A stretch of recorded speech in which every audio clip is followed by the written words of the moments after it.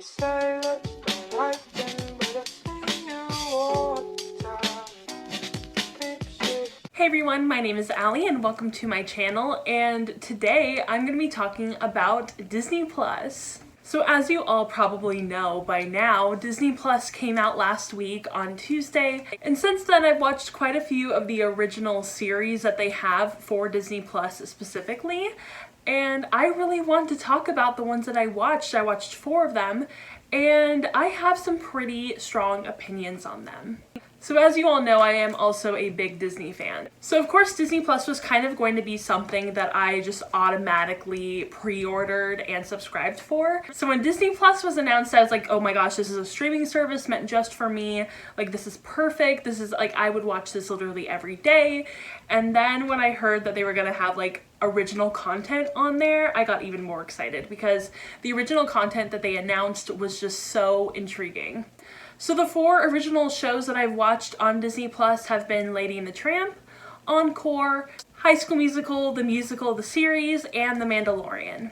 Actually, I completely forgot that there are 5 original shows that I've seen, and one of them is The Imagineering Project, which was the first thing that I ended up watching on Disney Plus.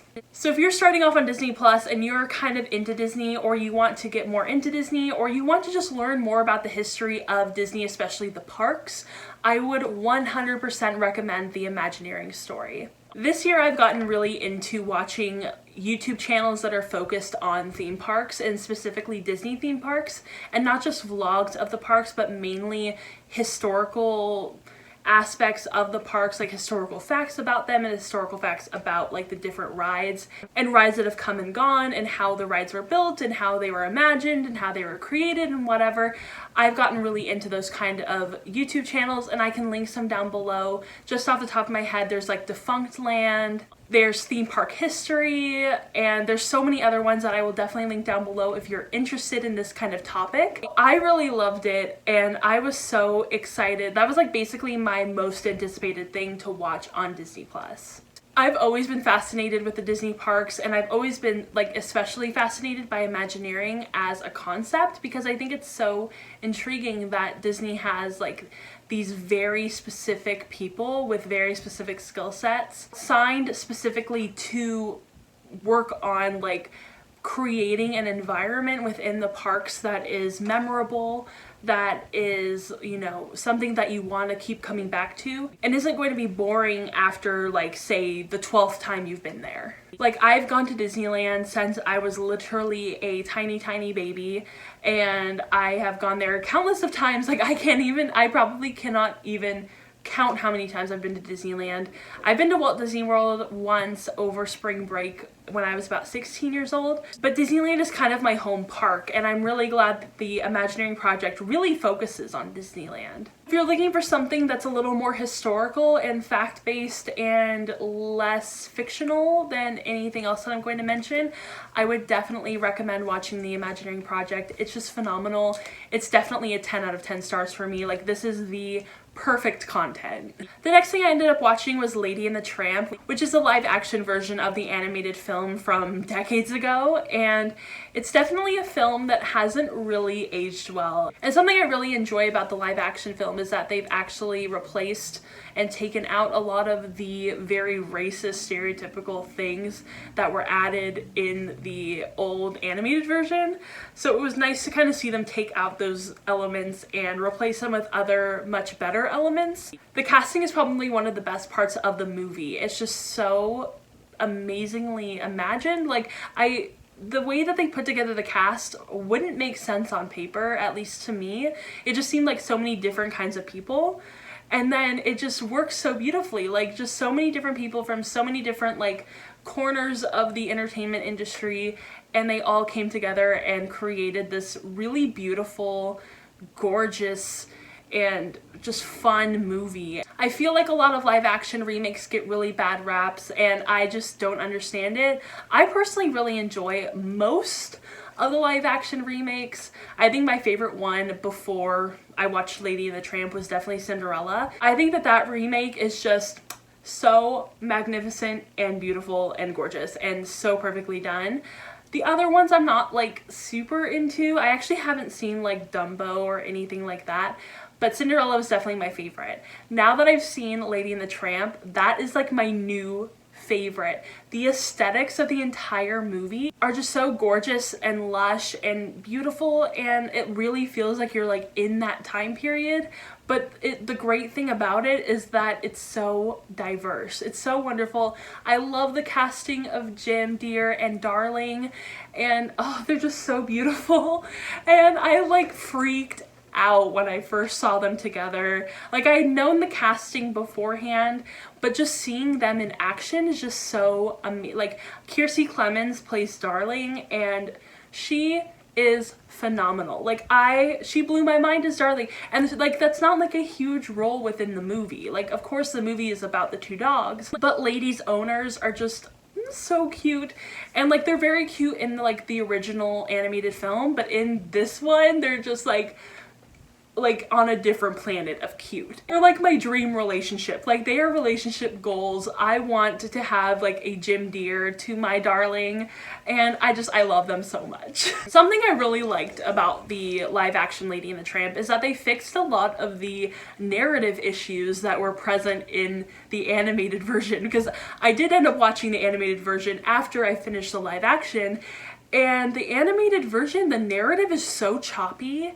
and so strange. Like, there will be fade outs, and then we'll be back in like a different scene, and like something completely different's happening. Like, and it's very strangely constructed. But then you get the live action version, and it's just beautifully seamless. Just there's no choppy narrative. Everything makes sense together. It's one thing right after the other, and it's done so cohesively. And I was like, oh my gosh, it's just gorgeous, because the animated version is so confusing and like just very strangely constructed. So they definitely made the animated version as a live action, but better. I think my only drawback from that movie is the strange CGI, and it's something that you kind of get used to while you watch the film. Like, when you first see Lady talk for like the first time in like the beginning of the movie, it's jarring. At least to me it was. I'm not a huge like animal movie kind of person, so it was pretty jarring for me. But I feel like maybe if you're into animal movies that are like about animals, you might enjoy it. But the CGI is a little jarring, because they're hyper realistic dogs. Like, they're actual dogs, and the CGI is almost hyper realistic. It's a little weird, but thankfully I don't feel like it's like the Lion King CGI where they're dead in the eyes. It's a lot more alive. So I think that that's kind of the saving grace of the CGI. But really, that's the only downfall of the movie for me personally. Everything else in the movie was like a perfect hit. And the rating I gave this movie is 9 out of 10. The next one I watched was another highly anticipated original series, and that was Encore. So Encore is kind of difficult for me to explain. I've had to explain this show multiple times to different people, and it's just so difficult. So basically, Encore, each episode focuses on a different high school, and they go back into like, say, a decade or two ago, and they take the cast from that high school's production of a different musical every episode, and they contact them and get them all together, and they recreate that production of whatever musical they did. And the first episode is Annie, the second episode is Beauty and the Beast, and both episodes were just fantastic, so much fun. If you're into musical theater, then you're going to love this show. It's just so perfect. And I even wrote in my notes that it made me wish that I had taken musical theater instead of choir. I was a choir kid in high school.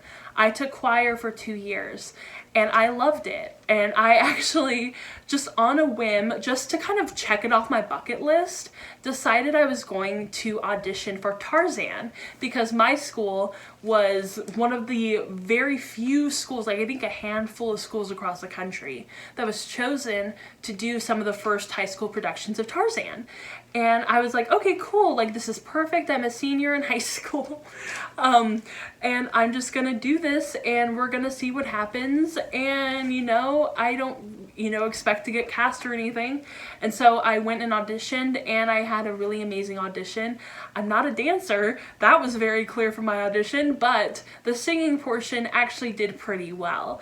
And the theater director asked me if I would consider changing from choir to theater, and I was like, I don't know, I just kind of did this for fun, and I ended up not switching into musical theater, which I feel like if I went back and redid high school, I would definitely go into theater instead of choir, because theater is something that I absolutely love. Like, I am constantly listening to different soundtracks from different musicals and different productions and whatever, and it's always been something that I loved. Like, I was obsessed with Annie and Grease back when I was little, same as Sound of Music, and like growing up, I didn't really watch a lot of TV. I watched a lot of Disney sing-alongs. So I've always loved to sing.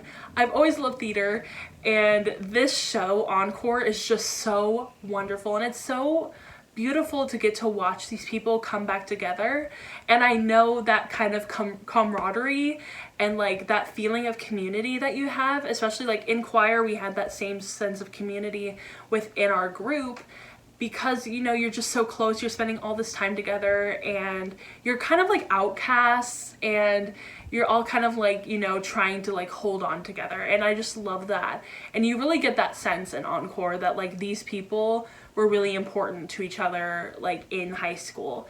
Even if they sort of like lost touch throughout life, it's just so cool to see them all back together and doing this production that they went through already and are doing it again as adults. And so it's just so exciting and interesting and really funny. And it's also really sweet because, they let the people that they're bringing back kind of explore some of the things that they went through high school. And like, it's not a show that's like, oh, high school was so great and it was amazing.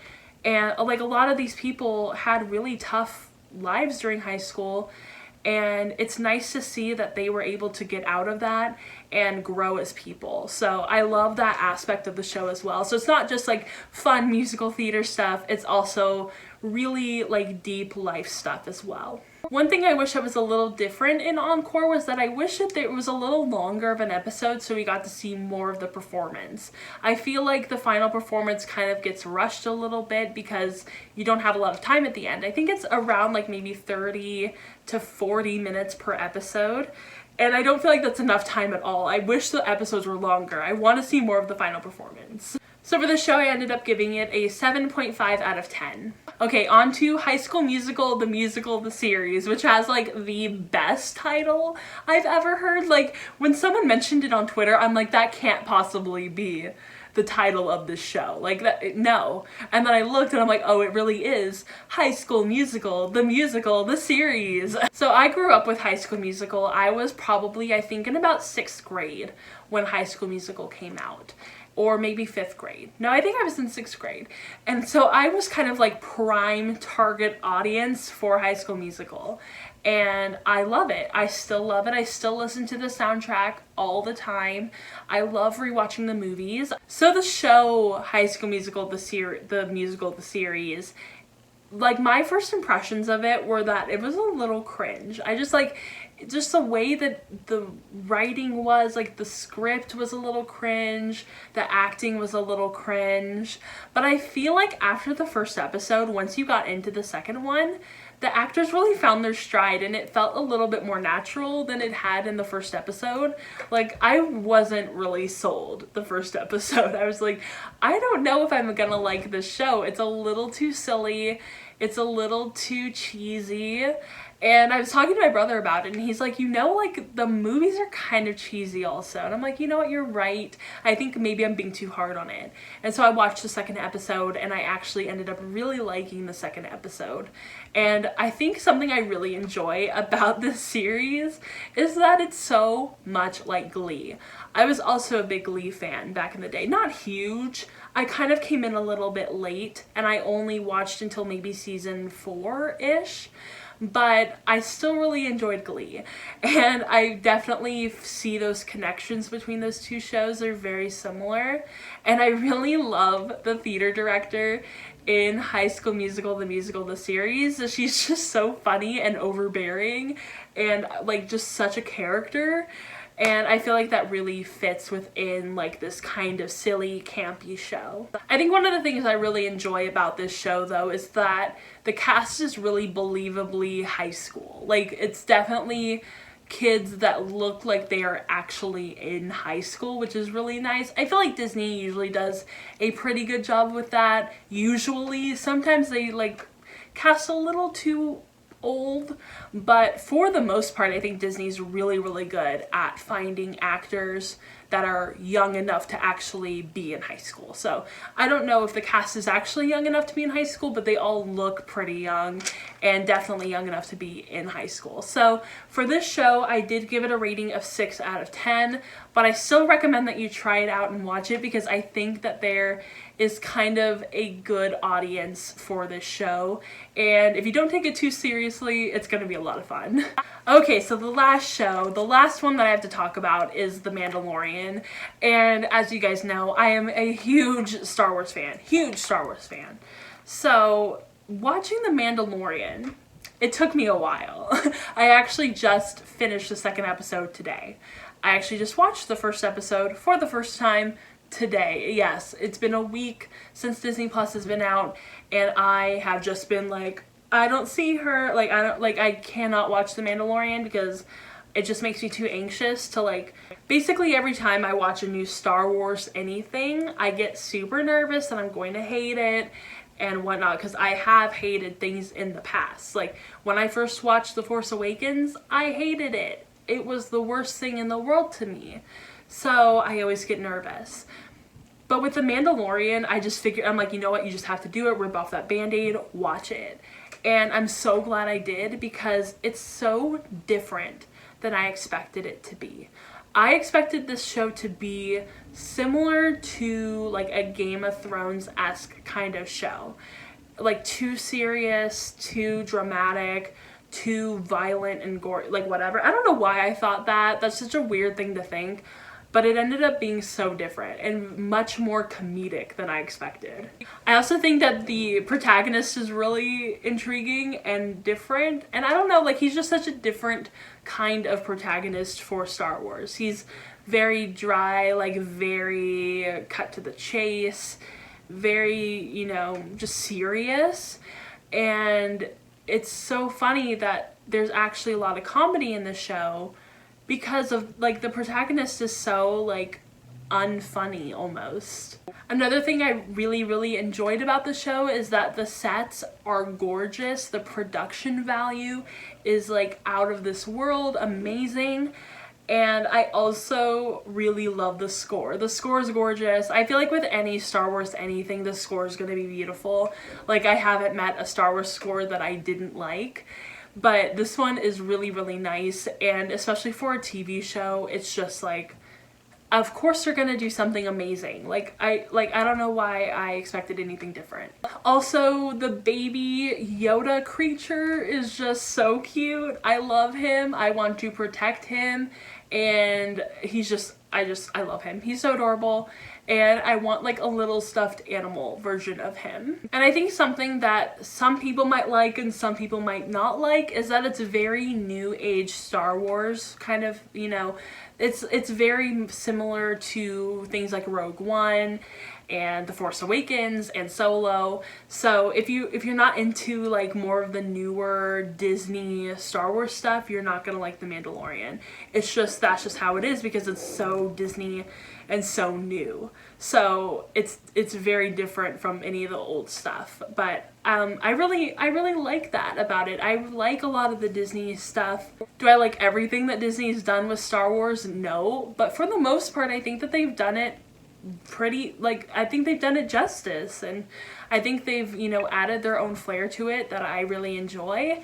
And I think that The Mandalorian is no different. So, you know, it's, I can imagine it might be a little divisive, and to that I just say, you know what, if you don't really like the new stuff, just pretend it doesn't exist and go about your lives and watch the old movies and enjoy those, because it's just not worth it to like actively dislike so much of the new stuff. It's just, nothing's gonna change. You're not gonna change anything. It's just, you know, pretty much wasted energy.